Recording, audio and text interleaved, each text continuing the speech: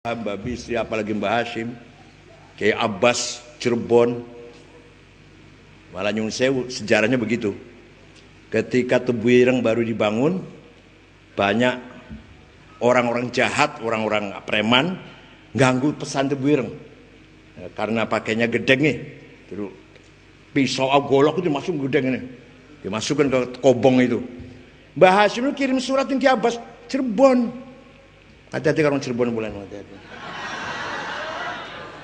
Kiai Abbas ngirim rayinya, adiknya Kiai Anas, yang spesial itulah.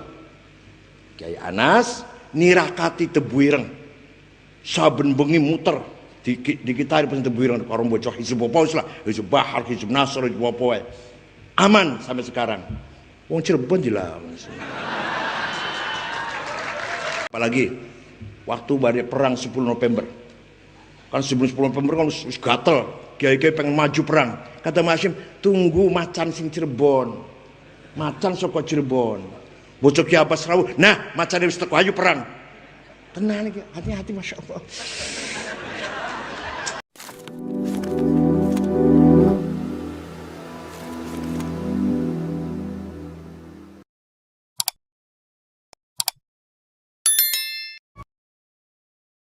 Mencari ilmu karena mahabbah, karena cinta ilmu. Apal alfiyah, apal Quran. Ben apa sih? Untuk apa? Apa nanti kalau jadi PNS langsung 4C? Enggak. Langsung apa? Gajinya itu besar. Kalau masuk departemen langsung dirjen karena apal Quran, karena apal alfiyah, karena apal kudul juman. Ada pertimbangan itu ada? Enggak ada. Dan kenapa ngapal alfiyah capek-capek? Keluarnya apal alfiyah. Waktu nulis boyo harus hafal. Sing hafal Quran. Kenapa capek-capek hafal Quran?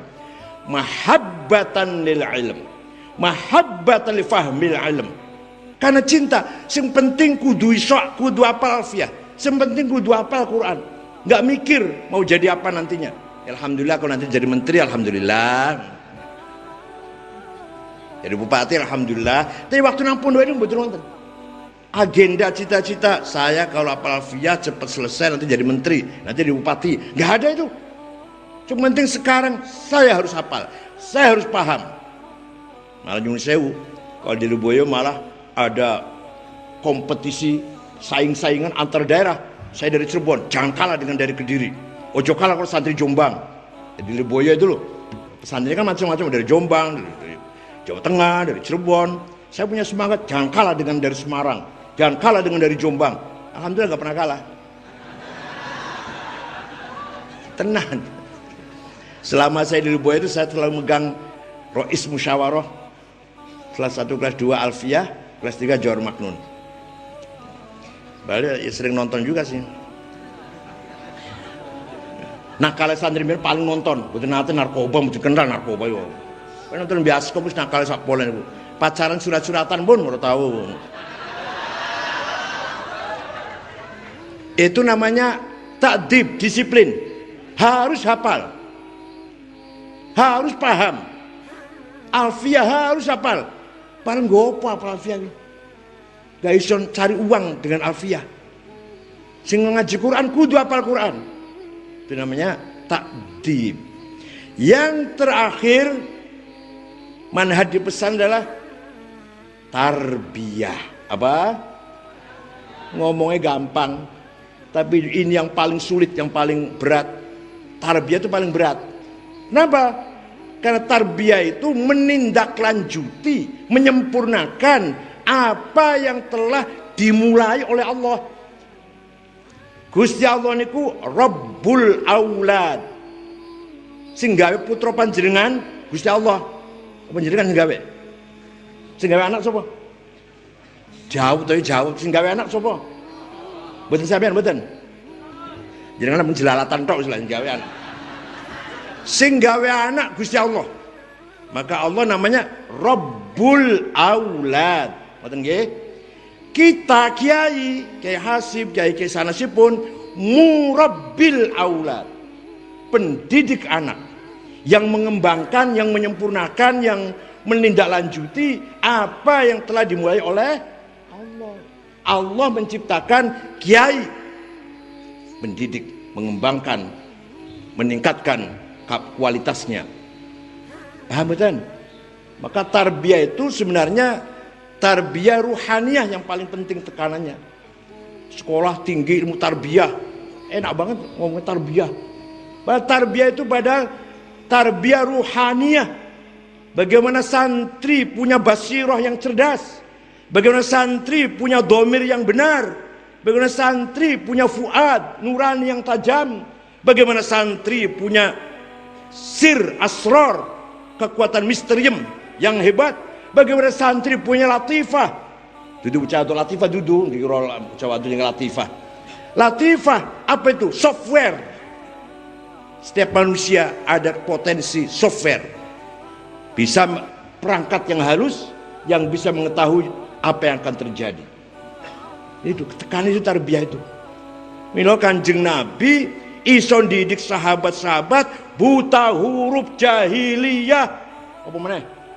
Biadab. Kau bisa jadi pemimpin yang sukses. Sayyidina Umar bin Khattab. Sayyidina Umar itu apa? Bahasa Jawa apa? Korak nih.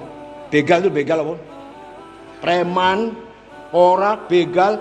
Lah kok jadi begitu ditarbiyah oleh Rasulullah, kok jadi pemimpin yang luar biasa. Ngerti tentang keadilan, paham tentang persamaan, ngerti tentang apa? Kalimatul haq. Yang jadi kan sekolah. Sayyidina Umar dulu jahiliyah, berbu Islam, langsung jadi orang pinter. Pinter politik, pinter manajemen, luar biasa tegas dan lurus, adil. Ya Allah, luar biasa Sayyidina Umar. Kalau Sayyidina Ali pantas pinter, kalau Sayyidina Ali dari muda udah belajar. Sayyidina Umar dulu. Itu yang ditekankan oleh Rasulullah adalah tarbiyah ruhaniyah. Bagaimana mendidik santri supaya bisa mempunyai basirah yang tajam. Bal insanu ala nafsihi basirah walau alqa ma'adhirah. Bukan hanya apal alfiyah, bukan hanya apal Quran, tapi basirahnya apa? Eye of heart, mata hatinya juga waspada dan tajam. Kalau sudah mata hatinya tajam, bagaimana dia punya dhamir itu moral yang bisa mendorong berperilaku baik, mencegah berperilaku jahat. Istafti qalbak albirru matanya qalbuk wal itsmu haka fi nafsik wa taraddada bis sadr. Itu namanya dhamir namanya. Nek pelakoni bagus didorong, ayo jalankan. Nek pelakoni salah dicegah, jangan. Itu namanya salah. Itu yang ada suara apa itu? Suara dhamir, moral. Kalau sudah basirah dan dhamir baik, maka fuad nuraninya baik. Fuad namanya. Nah fuad ini nggak pernah bohong. Maka dzabal fuadu ma ra'a. Yang namanya fuad nggak pernah bohong. Sing bohong cangkem. Demi Allah aku nggak ruruh. Weruh. Sumpah aku nggak kebagian. Lah aku nek kegogo itu siti. Akeh. Ngoten mboten jenengan? Ngaku mawon ngoten mboten? Itu suara fuad namanya. Suara fuad. Dudu aku lho ya demi Allah. Aku ora melo-melo. Aku enggak terlibat. Aku dalange. Ya bikin rencana saja itu. Ngoten betul Pak Bupati. Demi Allah saya enggak terlibat.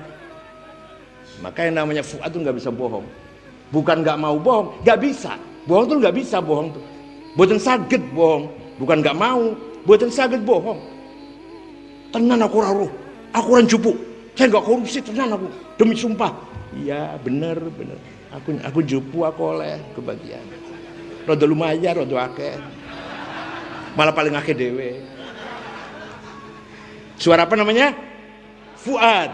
Maka dzabal fuadu ma ra'a. Fuad tidak mungkin bohong. Enggak bisa bohong. Namanya fuad. Kalau sudah basirah, dhamir, fuad, insya Allah akan meningkat, memiliki asra, kekuatan misterium kayak Gus Dur itu. Mengko aku jadi presiden niku wis lawas niku ngendikan ngoten lawas. Kula saya ngetawain saya.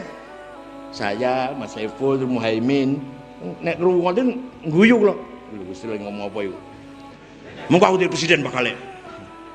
Masih Pak Harto itu. Yang ngendikan ngoten ngarepane kita-kita ini kula malah ngomong apa Gusti iki. Itu jenenge punya kekuatan sir atau asror. Asror itu wonten pinten Kiai? Kiai. Ada berapa? Ada sir asror, ada sir. Kalau sudah sirnya tajam, maka akan punya kekuatan namanya latifah, software. Kayak Sayyidina Umar lagi khutbah ning Madinah, melihat pasukan Islam di Asia Tengah dari Afghanistan dan sekitarnya lah hampir terjebak oleh musuh. Sayyidina Umar perintah al-jabal ya sariyatal Islam, berlindung ke gunung, berlindung ke gunung. Sing heran, yang diarahkan juga Muslim bin Qutaibah namanya. Apa Qutaibah bin Muslim? Qutaibah bin Muslim yang diinstruksi itu dengar suaranya Umar. Sing bengong, sing bingung, jamaah Jumat ki opo khalifah iki lho. Namanya latifahnya tajam.